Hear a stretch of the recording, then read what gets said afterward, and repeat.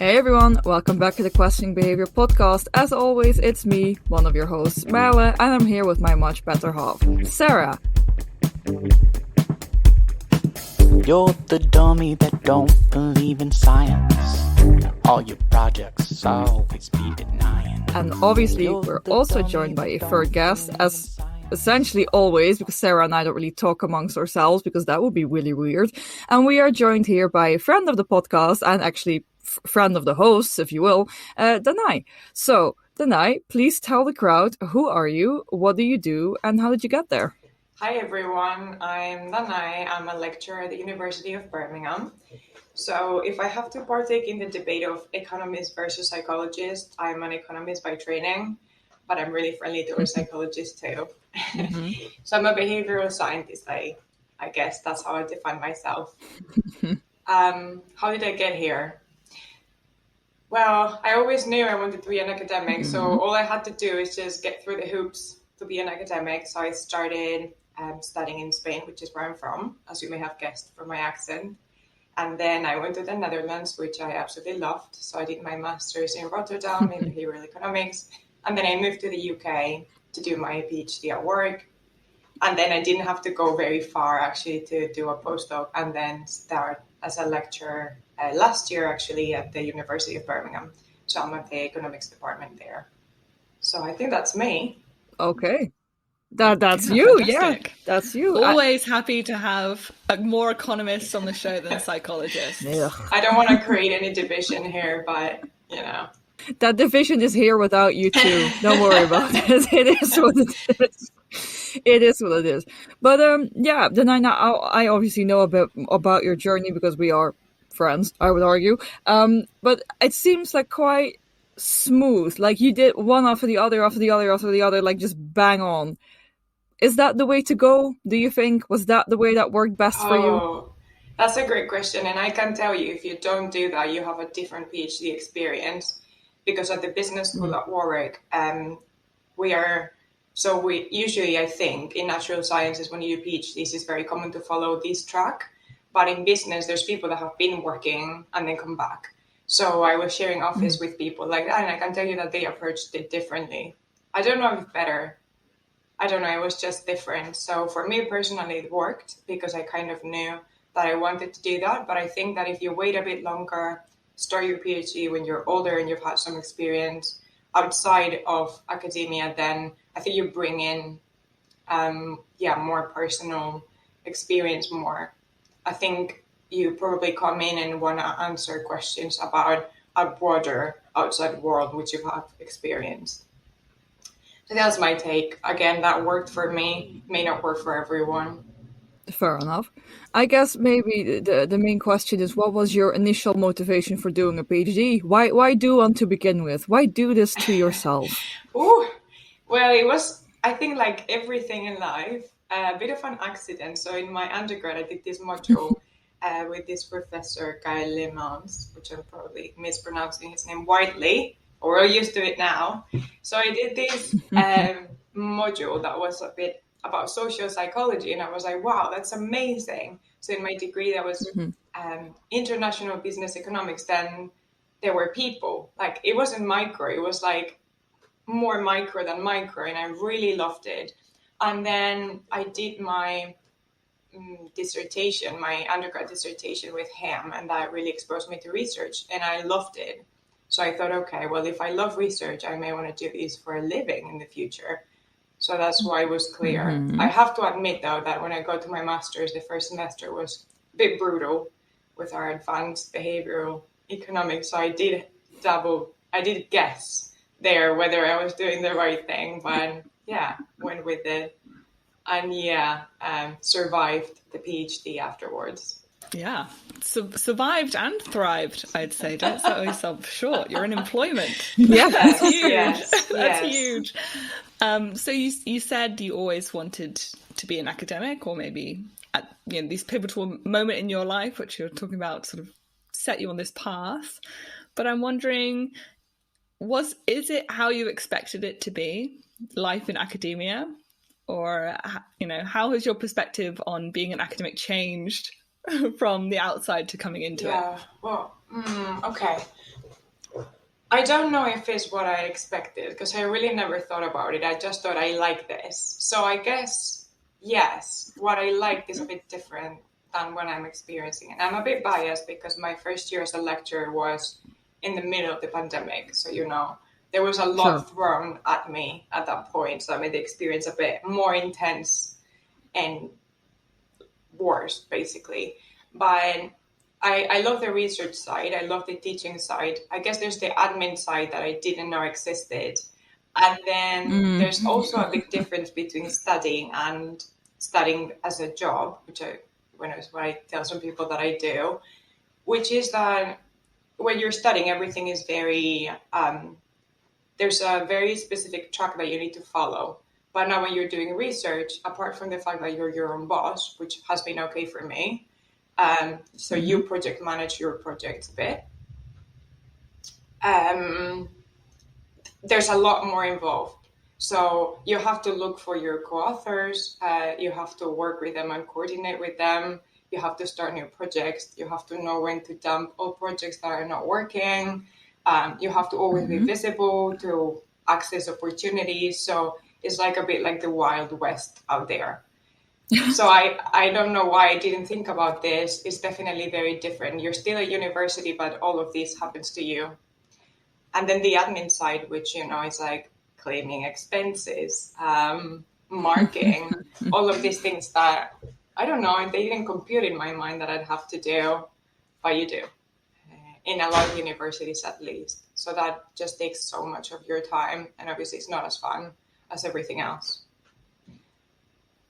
Yeah, it's good that you mentioned time division already. So realistically, when we're looking at what you've done in a PhD and what you now do in an academic job, how do you think that the time has shifted? How much time do you still do research and how much time is dedicated to everything else? Be honest. I remember doing my PhD, people were like, oh, take this time to explore, read everything. And I was like, but I'm really busy with my PhD. I do not feel like I can read everything. And then you become a lecturer and you're like, oh my God, I did have a lot of time. How did that happen? So in my postdoc, I didn't have teaching responsibilities, so nothing changed. Again, as a lecturer, everything changed, but I think my experience this year is different. So it's different to one many people would usually have, and it's different to the one that I'm going to have this academic year, hopefully, because they basically reduced our research time just to give us a lot of teaching and tutoring and stuff like that.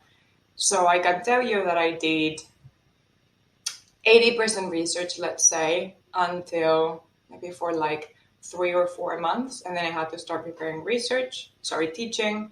So I had to do a bit of teaching already. And I think January was probably mostly teaching. And when the teaching term started, it was 90% teaching.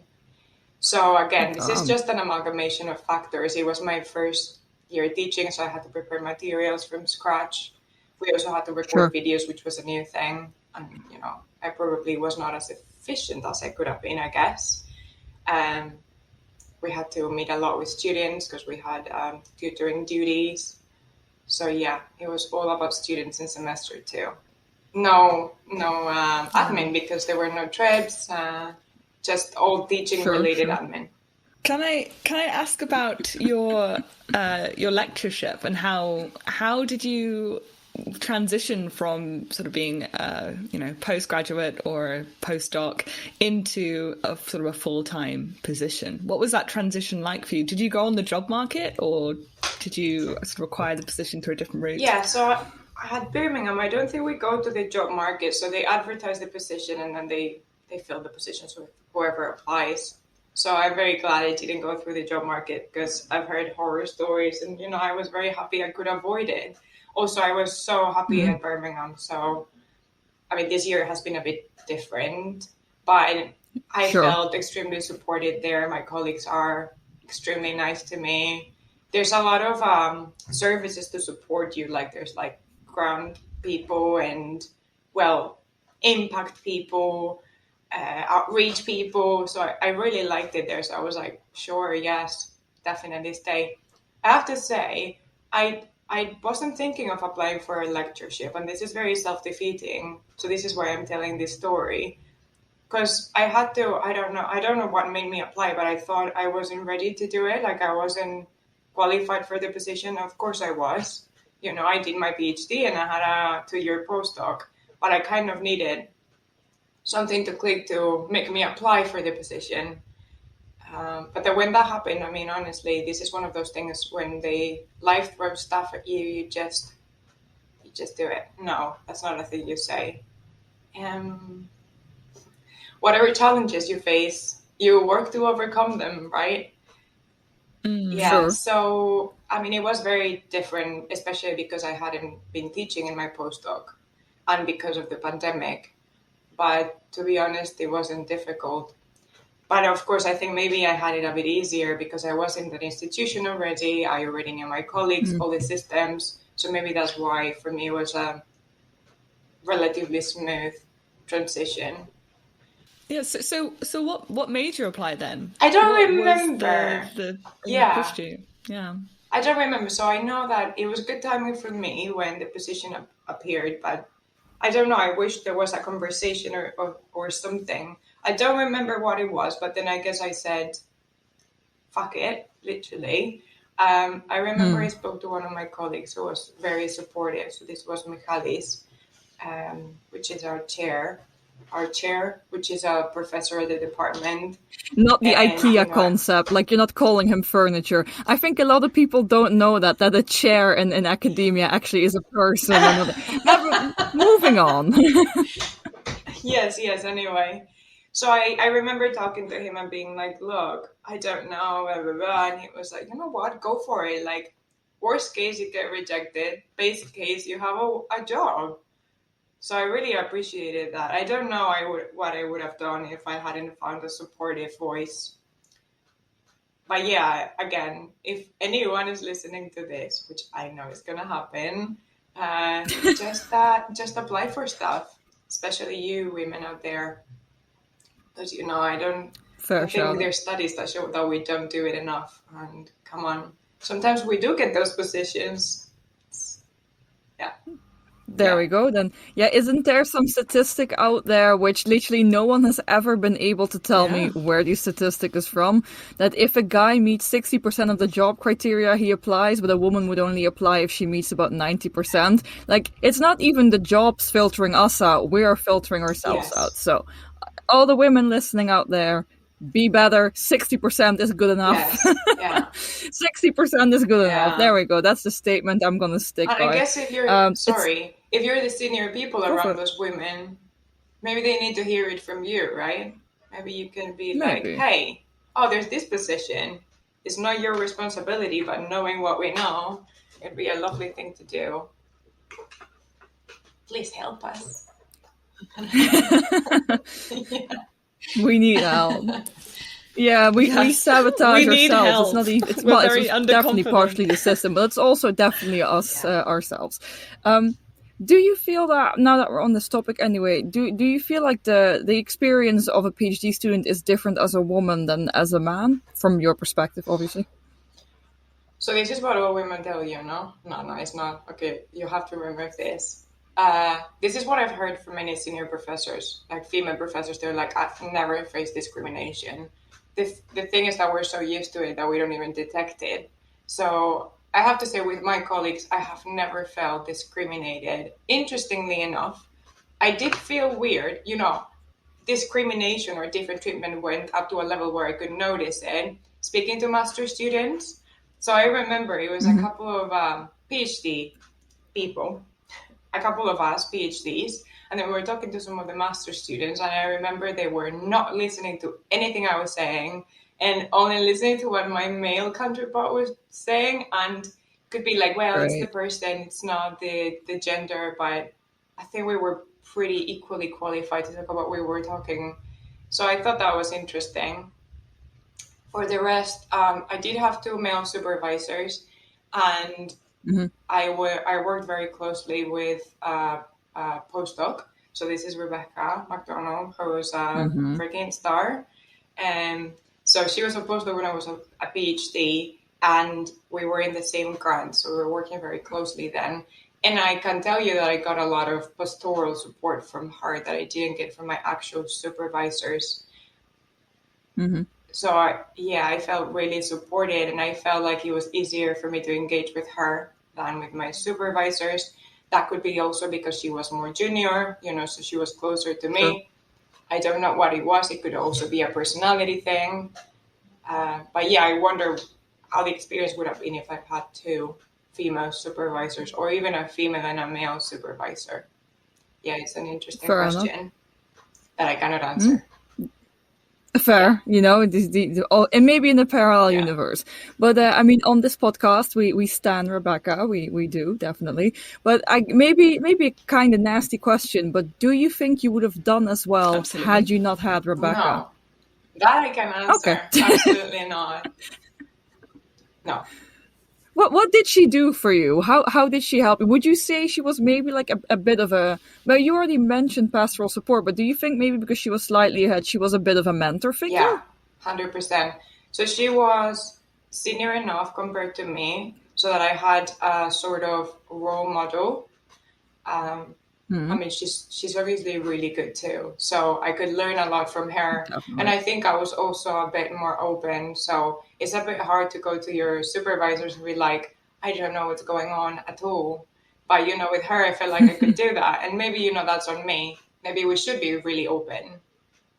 But, if there are two very successful senior men, maybe it's a bit harder to do, So, yeah. I can just imagine you walking into that office and having that conversation. I can just picture one of their faces already. And I'm like, I don't think it would be that good an idea. Exactly.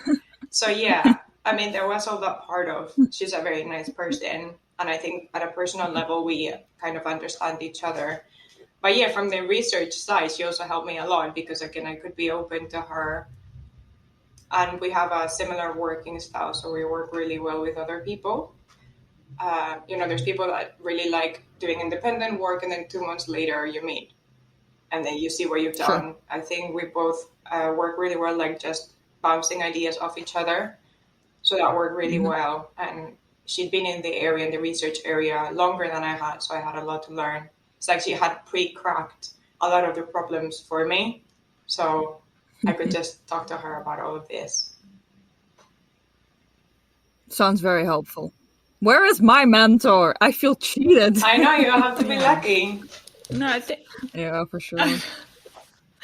Oh, yeah, it's so true. I think it shows the importance, I think, of having that support network, like through this period of your life. It's crucial. I mean, we've spoken to a lot of people, I think, who have sort of said they didn't know whether or not they could have done it without having those people around them who could support them, personally and professionally. How did you find it navigating the supervisor-supervisee relationship, like, in an economics or business department where, I don't know, was it quite male dominated as well? I mean, I don't want to make it all about gender. I mean, there's power structures as well, but they do interact a little bit. How did you find it? Yes, for sure they do. So there's always that power dynamic, like you said, no matter with who you're working. I think the business school at work is quite male dominated, especially the more senior you get. With my two supervisors, I also had a great experience in the sense that we work the same too. So we had regular meetings, and that was great. So the first 3 years where, I was learning bit by bit and we were working on the experiments, it was great. I really enjoyed it. The last year where I was looking for jobs and when I was starting to write, it was extremely difficult. So I think in your last year, you feel like you already know what you're doing. You've been doing it for 3 years. You're comfortable in the area. And then for me, it's the time to start writing up. And I never written much before, like in my undergrad, essays were not a thing. Master's is really 1 year. And I don't think we had any essays either. So, it was a completely new skill for me. I found it really difficult. And I don't know if that was, maybe I didn't communicate that well enough, but I didn't feel as supported as I would have liked. than the jobs, all you do is get rejections. All I did, maybe not everyone, but I think there's general consensus that in academia, getting a no is extremely common, right? So it was very difficult to navigate these messages that were coming from everywhere that I wasn't good enough while still doing a good job. So yeah, it was a very difficult year. I didn't feel very supported. And again, I'm not going to point fingers because I've learned so much from my supervisors, but yeah, it was a very difficult time, and I didn't feel like I had this net that was there telling me, like, you know what, it's going to be okay. No. Yes, okay, maybe you're not the best in the world, but you're definitely not the worst one. If they would have told you that, I still would have written it off as terrible pastoral care. Like, that's not so. I know what you mean. I do, and maybe this is partially from personal experience, but also from what I've heard so far, is that especially if you have supervisors who are, regardless of their gender, but statistically you can figure this out, quite a bit older. So who have been in academia for a long time, but quite frankly, if I'm being very honest, aren't really up to date with how grim the application process has become and how ripe with rejection and how just discouraging it has become. They can't really offer that support. I don't know if it is that they can't or they don't know that they need to, but it's apparently the older your supervisor is, on average, I suppose, the less capable they seem, or at least the less support is associated with this aspect of the job, which I find very peculiar, but I guess it can explain itself away. But it still sucks if you have older supervisors. Yeah. I don't know. I think they do know how tough the job market is because they're the ones giving out the rejections. Like, they're the ones sitting on the boards that decide who gets a job, and they're seeing 750 applications for one position. And I get more of the sense that either they don't think that that's part of their job, like to offer pastoral care. Like, they think their job is to create an academic, make you academic. Can you publish? Can you write? Can you do experiments? I've done my job, or it's whereas, I mean, I've also found that it's been the women in my life, my academic life, who have offered me pastoral support, like without me asking for it. And it is like a much larger burden to place on them as well. And I don't know. There are obviously individuals who don't fit into this mold, but I do think they know how tough the job market is because they tell me how. Okay, then they've got no excuse. I think it's motivating. I think they think it's motivating, some of them, to tell us that putting 50 hours into one job application isn't enough. I have never. Where would I find the time? I'm like, why should I even bother? That's more of my. That's my reaction. Is if it's that tough and I'm going to suffer that much, why should I bother doing it? Why should I put myself through that? It's not attractive. No, not at all. Not at all. I also want to say, I think there's a problem of incentives, right? Like, going back to basics. If at your university you get a very small part of your work time to a PhD student, they're really money driven. All they want is that you start in year 1, and then in year 3 or 4, there's a 1 in a spreadsheet that says, they completed. So if those are your incentives, of course you don't care what's going to happen to the student after. So I think some people are incentivized like that. So of course, what do you expect? Like, if you've met any academic, you know that they have so much on their plate. So, if you reward them for publishing, they're going to publish. If you don't reward them for PhD broad supervision, they're not going to do it. Unless, they take pleasure in that, which is, I guess, the cases that we've seen that, they do offer that extra support, or they see it as their obligation, but that's not on the books, So it's a difficult one. I feel at Warwick, I know in some universities, supervisors have on their CVs where they have placed their students, where they have placed their students. I know that that's not the case at Warwick. So then, Yeah, fair enough. you know, No, I happen to know there's for no Warwick incentives there. specifically how much time, if for each PhD student, a supervisor has to allocate according to the current system, which I'm pretty sure is about 2.2%. I don't know how much that's in hours. Assuming a 50-hour work week, I don't just an think the hour. contract would assume that though. Probably less. No, I don't. Yeah. No, I don't. I don't think they would assume that. No, no. Most students definitely do not meet their supervisor an hour per week, or their supervisor doesn't spend an hour per week reading through whatever they have done. Like we know that to be true. I feel like by this stage we're just bashing people in supervisory rules. I don't think that was actually the topic of this conversation. No, but like I think there's an interesting question that can come from this because Danae, you are maybe in a position where you're about to become a supervisor to someone else. Like you're sort of reaching that point. So how are you going to try and approach supervision and mentorship? How will you be better? Yeah, well, I'm obviously going to throw my career off board and devote fully to my supervisees. I'm saying this as a joke, but I got, I think, 11 personal duties this year. I didn't know, it was a bit of a mess. They were first years. They were not, you know, some of them were on campus, but some of them were even in their home countries. Like I had a lot of them that were in China. So just imagine starting university like that. And I took it very seriously, maybe to the detriment of everything else. But, you know, I tried to give them as much time as they needed. So this is going to happen to me when I have supervisees. Yeah. I think a lot of it is a matter of time, right? So I kind of see it as a moral obligation. Maybe that is because I just finished my PhD, you know. Maybe when I've been 40 years in the trade, I'm like, you know what, they can fend for themselves. Actually, I've seen it before. But yeah, one thing I keep hearing is that there's communication problems between supervisors and students. Like expectations aren't really clear. And I've mentioned the working style. So I know that there's some people that are very happy to be independent and then meet up very little. And there's people that want more guidance.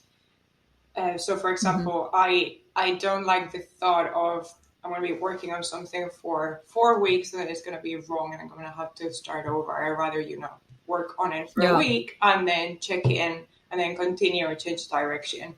So I think that's one of the things.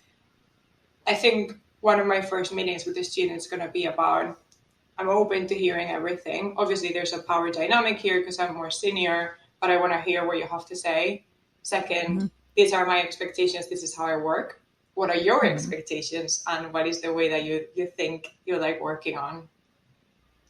So I think once you've sorted the communication, the rest is probably easier to sort as it comes up. Yeah. No, I think the point about having an open dialogue about expectations and what is this model of a relationship, because I think that's something that I had to really figure out myself in the dark, figure out where are the boundaries, figure out what is appropriate, like how much do I share, like is this a boss employee relationship, is this a teacher student, what is this? So I think it's really important and to have that transparency. I think you're right. A lot of the problems can stem just from that misunderstanding and miscommunication right at the beginning. There's something else, and this is the time pressure that we're under. So again, we can already know this, right? If our supervisors aren't meeting us, it's probably not because they're bad people and they've just decided to make our lives difficult. It's just because they're very busy and they're prioritizing something else. So I'm not justifying that prioritization of something else because we're super vulnerable as PhD students. Like we're like babies, we really need them. So it would be great if time was made for us. But it's also super important for both parties to know that there will be time demands, that there will always be something that will seem more urgent. So I think it's good that we as supervisors decide, like are very mindful about that and make sure that we set time aside.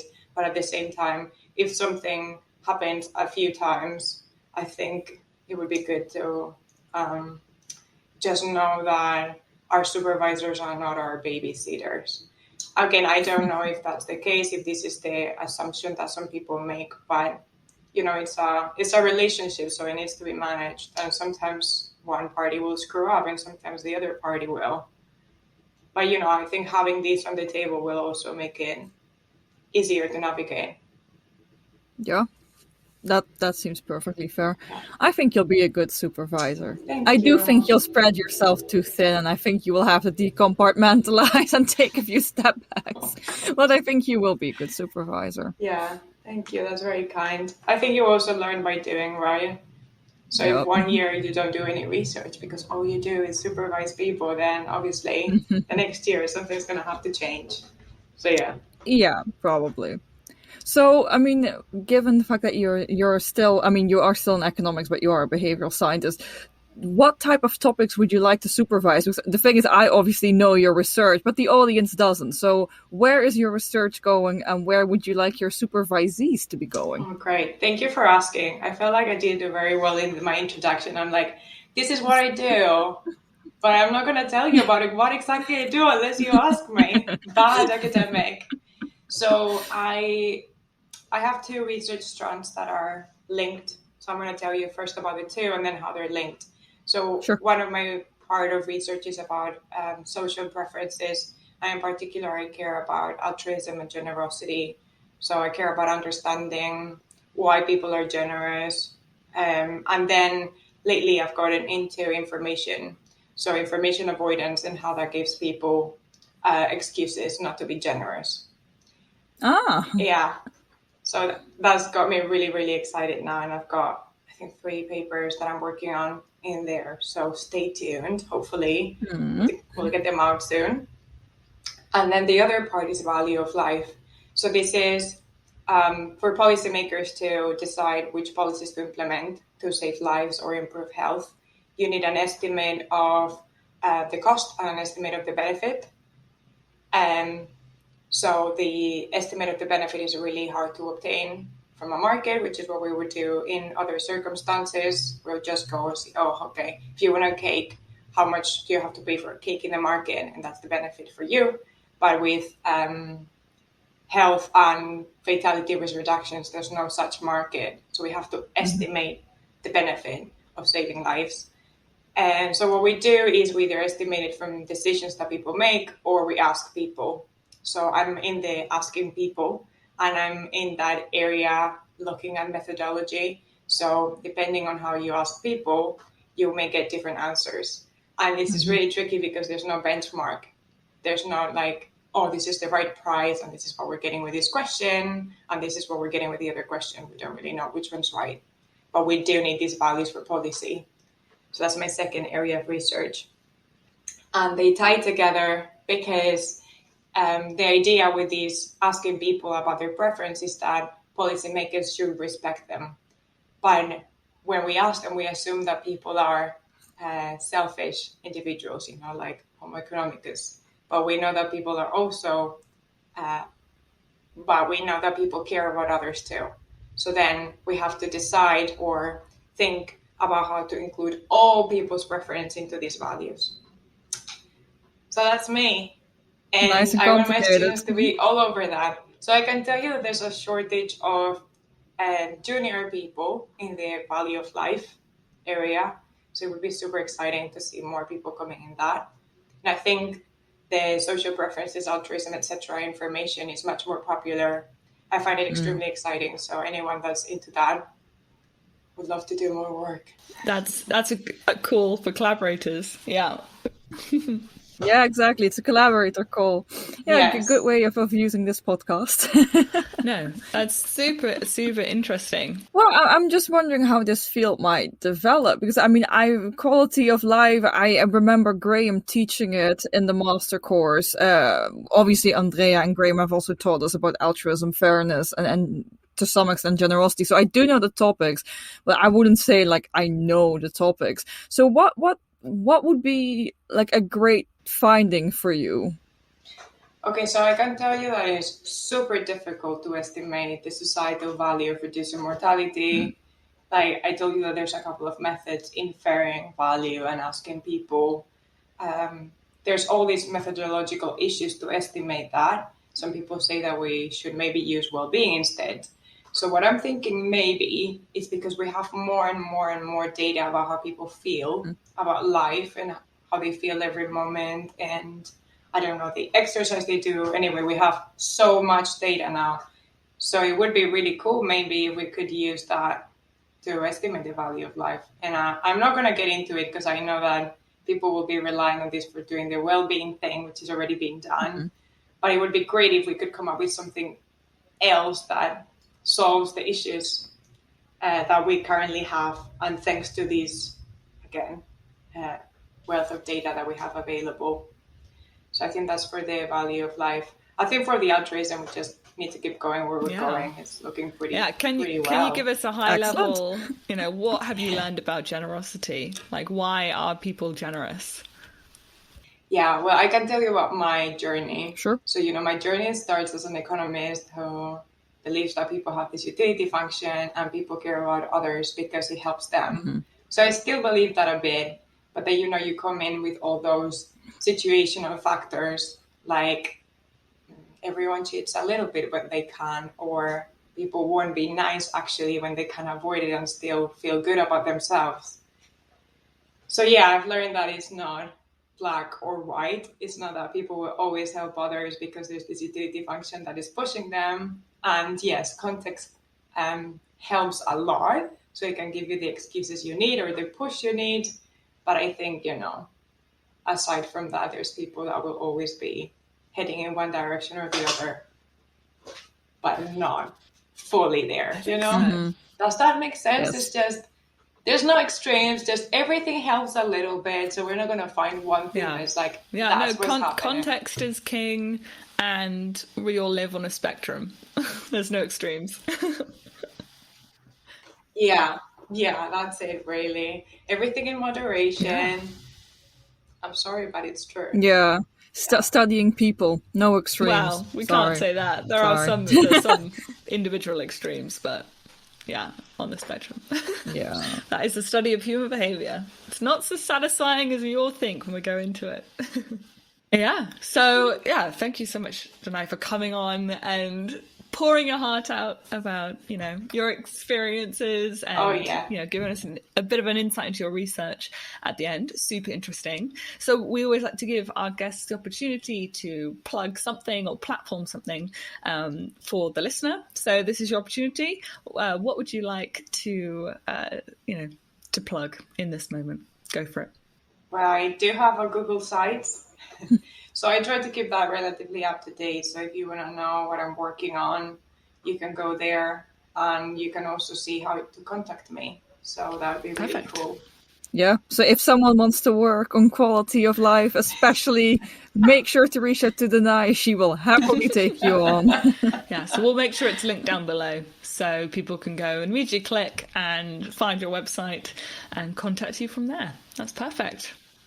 And become a quality of life researcher, value of life researcher. There we go. Sort of, yeah. Thank you very much for having me. You're very welcome.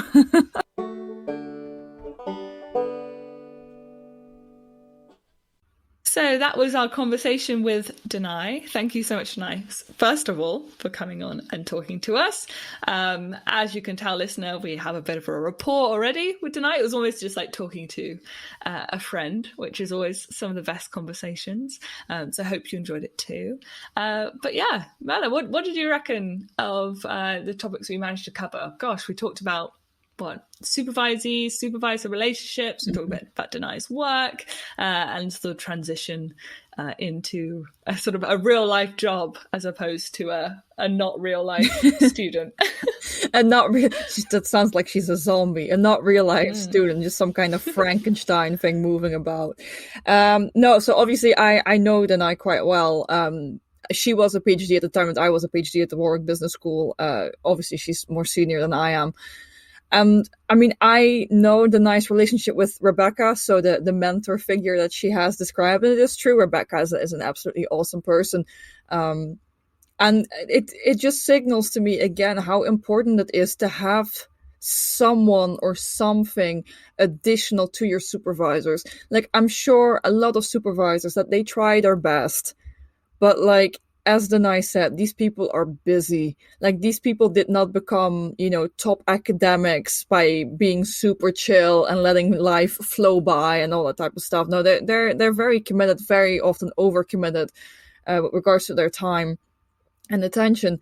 So I think, if you take anything away from this episode, probably make sure that you have an additional mentor figure or support network or support figure or any form of pastoral care next to your supervisors. I think that's a great thing to take away from this episode. Yeah. If there was only one thing to take away.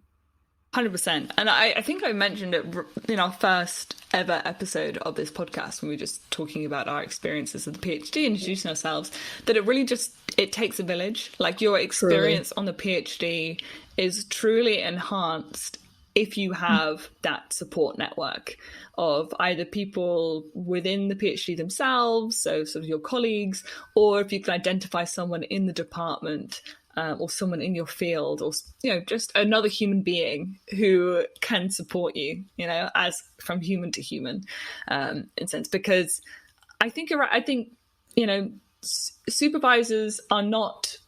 That isn't their only role at all. It's only a very small part of their larger role and or other responsibilities. And so I think if you are going into the PhD expecting that your supervisors are going to be offering you pastoral care and research advice and professional advice and life advice, then you're going in with your expectations are way too high. Yeah. And you can get that from other people who aren't your supervisors. You're going to have to, quite frankly. You're going to have to. If you want it, you're going to have to find it elsewhere. Yeah. And that's just how it's going to work. Yeah. Time constraints, human constraints, and communication errors. Yeah, between plenty people. of communication errors in any relationship, and the supervisor relationship is absolutely no different.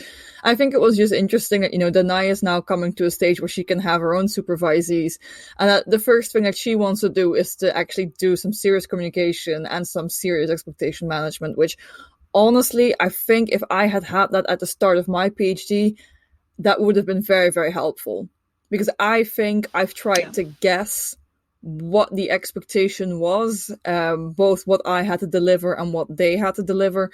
And I think I've had it seriously wrong a minimum of 3 times.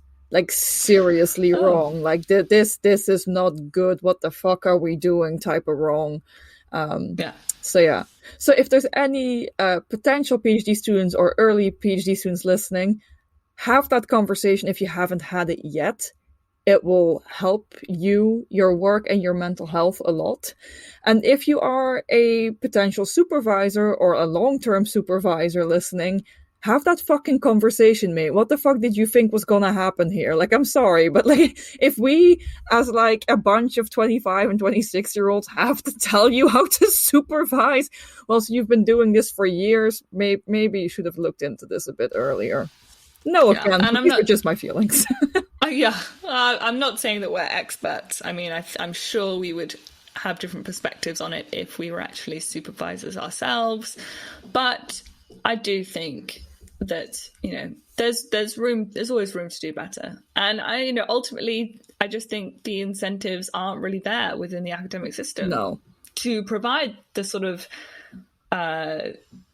relationship that is going to maximize the welfare of the student in the relationship. That's just not the goal of the academic system at all. Nope. There's no incentive for that. So, we acknowledge that too. And we're all hopefully all of us are just trying to do our best. And that's all we can ask. But it's sort of an honest, maybe a little bit hopeful episode, I hope. And great to speak to Danae, who, as part of our early career researcher series this season. Yep. We hope you enjoyed this episode. We hope you found it informative, enlightening, maybe educational, and maybe it was just maybe it was just easy listening and we're on in the background, and that's also absolutely fine. regardless, thank you so much for listening. We love doing this podcast. The fact that you guys are listening right now is just a bonus. So thank you very much for your support. No, it's not. Thank you so much Yes, for it listening, giving us your attention. It does motivate us to keep going. And for anyone who wants to become a value of life researcher, Danae's links are in the description box of whatever platform you're listening to this. Guys, have a lovely week and see you again next week. You're the dummy that don't believe in science. All your projects always be denied.